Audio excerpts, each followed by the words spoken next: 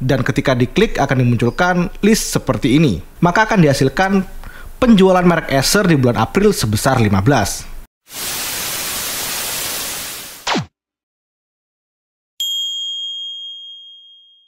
Assalamualaikum warahmatullahi wabarakatuh. Balik lagi di Hermawan, nemenin kalian semuanya di channel kesayangan kalian, Belajar Excel. Seperti biasa, di video kita kali ini kita akan membahas tentang permasalahan dan solusi saat kita bekerja menggunakan Microsoft Excel. Dan kali ini adalah episode ke-6 dari segmen tes kerja Excel. Di segmen ini akan dibahas soal-soal untuk tes masuk kerja menggunakan Microsoft Excel yang didapatkan dari berbagai macam sumber.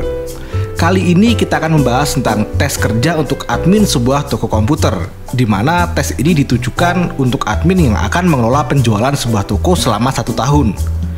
Sebelum memulai tutorialnya, ada baiknya kalian tekan tombol subscribe dan bunyikan loncengnya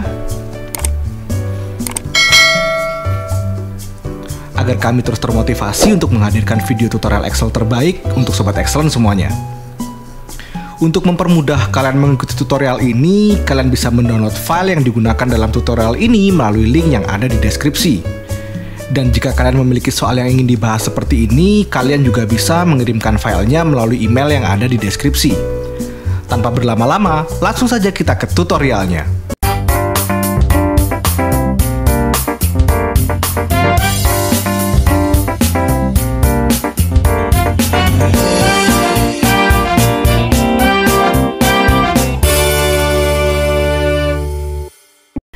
Di sini sudah disiapkan data penjualan selama 1 tahun dari toko buku Jarang Mandi.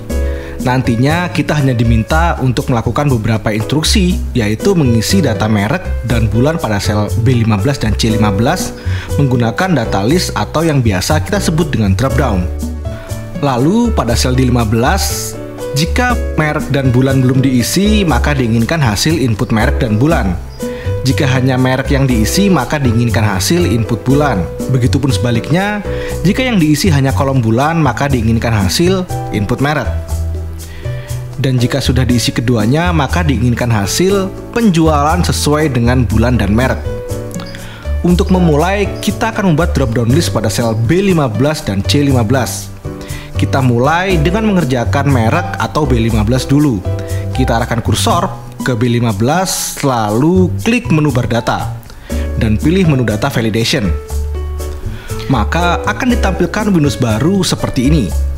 Karena kita diminta untuk membuat data list atau drop down, maka pada field allow kita pilih list. Lalu untuk source kita masukkan range yang memuat merek, yaitu range B6 sampai dengan B11. Kita blok saja range tersebut. Jika sudah selesai, lalu tekan OK.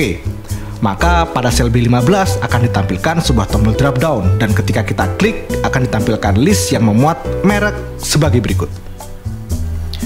Beralih ke bagian bulan, di sini kita diminta untuk membuat drop down list yang berisi bulan. Untuk memulai, kita arahkan kursor pada sel C15, lalu kita ulangi seperti langkah sebelumnya, yaitu kita klik menu bar data lalu pilih data validation.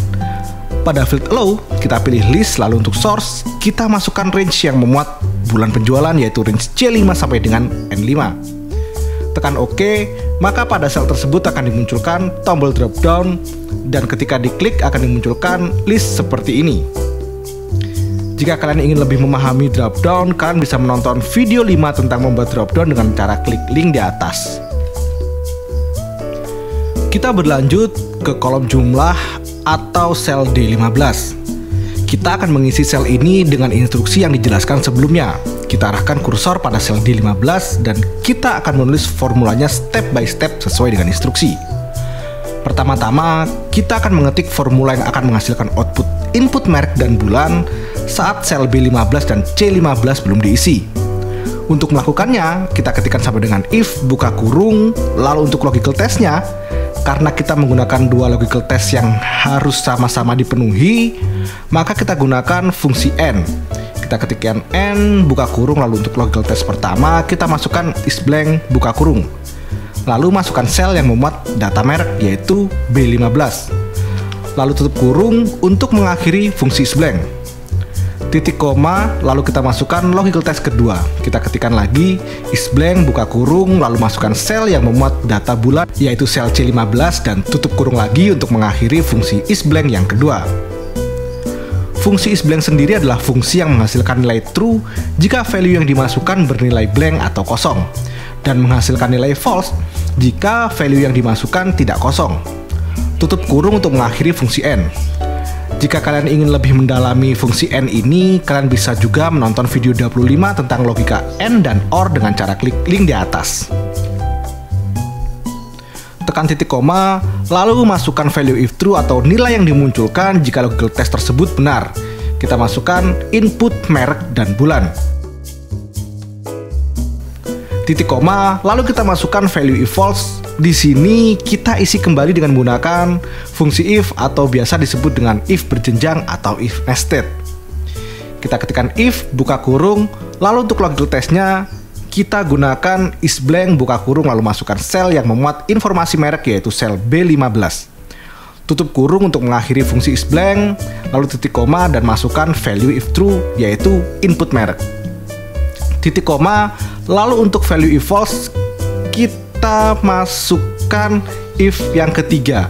Kita ketikkan if buka kurung, lalu untuk logical testnya kembali kita gunakan fungsi isBlank. Kita ketikkan isBlank buka kurung, lalu masukkan sel yang memuat informasi bulan yaitu C15. Tutup kurung untuk mengakhiri fungsi isBlank, titik koma lalu masukkan value if true yaitu input bulan. Tujuan penulisan fungsi if kedua dan ketiga ini adalah untuk menampilkan hasil input merek atau input bulan saat sel B15 atau C15 belum diisi. Sekarang kita tekan titik koma dan lanjut penulisan formula kita dengan mengetikkan value if false dari fungsi if ketiga. Bagian ini kita ketikkan dengan formula yang akan mencari jumlah penjualan berdasarkan merek dan bulan. Kita ketikkan VLOOKUP buka kurung, lalu untuk lookup value kita gunakan merek pada sel B15. Lalu untuk table array-nya kita masukkan range yang memuat data penjualan, yaitu B6 sampai dengan N12. Sedangkan untuk column number index, karena kolom yang kita gunakan akan selalu berbeda sesuai dengan bulan yang diinput pada sel C15, maka kita gunakan fungsi match agar column number index-nya bisa berubah sesuai dengan keinginan kita. Kita ketikkan match, buka kurung, lalu untuk lookup value kita isi dengan bulan pada sel C15. Lookup array-nya kita masukkan dengan range yang memuat bulan yang akan kita cari, yaitu range C5 sampai dengan N5, dan match type-nya kita isi dengan angka 0. Tutup kurung untuk mengakhiri fungsi match. Jika kita perhatikan, fungsi match ini akan menghasilkan angka 1 untuk bulan Januari, 2 untuk Februari, dan 3 untuk Maret, dan seterusnya. Padahal jika kita melihat table array kita, untuk Januari berada pada kolom kedua, Februari pada kolom ketiga, Maret pada kolom keempat, dan seterusnya, atau terdapat gap satu kolom. Untuk menghindari gap tersebut, kita tambahkan angka 1 setelah fungsi match pada column number index. Untuk range lookup-nya, kita masukkan angka 0, tutup kurung untuk mengakhiri fungsi VLOOKUP. Tutup kurung lagi untuk mengakhiri fungsi if ketiga, tutup kurung satu kali lagi untuk mengakhiri fungsi if kedua, dan tutup kurung terakhir untuk mengakhiri fungsi if yang pertama, dan tekan enter. Maka akan dihasilkan output sebagai berikut. Output yang dihasilkan adalah input merek dan bulan karena data merek dan bulan pada sel C15 dan B15 masih kosong. Jika kita masukkan data merek saja dan data bulan dibiarkan kosong, maka akan dihasilkan input bulan. Atau sebaliknya, jika mereknya dibiarkan kosong dan bulan kita isi dengan sembarang bulan, maka akan dihasilkan input merek. Dan jika kita isi keduanya, misalnya pada merek kita isi dengan Acer dan pada bulan kita isi dengan April, maka akan dihasilkan penjualan merek Acer di bulan April sebesar 15. Nah, apakah kalian sudah memahami materi kali ini? Jika sudah, kalian bisa tulis di komentar agar menginspirasi sobat Excellent lain untuk mencoba. Dan kalian bisa lanjut mengerjakan soal pada range Q15 sampai dengan S15 pada sheet ini. Jika kalian menemukan cara lain untuk mengerjakan soal ini, kalian juga bisa membagikannya melalui komentar di video ini. Dan selesai. Sekian untuk video kali ini. Tapi jangan khawatir, karena masih banyak video lain dari channel Belajar Excel. Kalau Sobat Excellent ada pertanyaan seputar Excel, bisa langsung ditanyakan pada komentar di video ini. Tekan like jika kalian merasa video ini bermanfaat. Tekan subscribe dan bunyikan loncengnya agar kalian tidak ketinggalan video terbaru dari channel ini. Teruslah belajar, teruslah berbuat baik, stay away from drugs, and bye-bye.